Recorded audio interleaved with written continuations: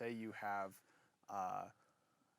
this Christian man married to a Christian woman, and one morning he wakes up and he looks at his wife and says, I don't love her.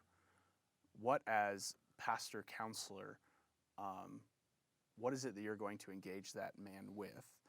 And how can we help him think biblically, faithfully, and have a long-suffering view of his relationship at that point? Well, I guess a couple things. One is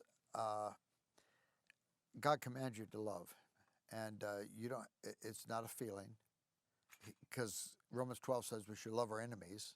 So your wife's not your enemy; you just don't care for her. So if you can love your enemy, surely you can love your wife. I mean, you stood in front of God in a company of people one day and said you'll stay with her forever. You've made a commitment, and God can enable you to fulfill that commitment.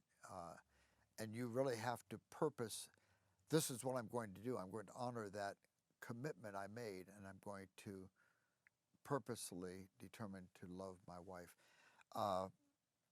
But I think I would also want to probe with that guy,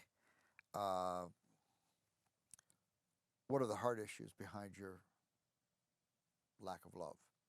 You know, what are the things in you that are producing in you this sense of not being interested in this person that you fell in love with, that you one time said you loved, and you've, pledged your love to her. What's going on in you that has brought you to this coldness of heart and deadness inside? And if I were counseling somebody, I would be looking at other relationships. I'd be looking for that. Who else has your attention? I remember a guy came to me, I'm going to get a divorce. I'm going to be a man. I may as well tell you myself. Who are you seeing? I'm not seeing anybody. Come on, tell me the truth. Well, there's this woman at work, but we haven't touched each other. I haven't even taken her to lunch. But she understands me. She talks to me. Well, there was somebody else engaging him.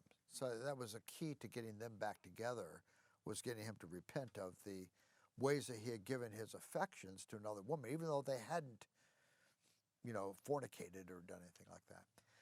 I think also pornography is a huge issue, and pornography deadens your soul and deadens your heart, and no wife can compete with, the constant parade of young, nimble women that, are out there for you to pursue in pornography.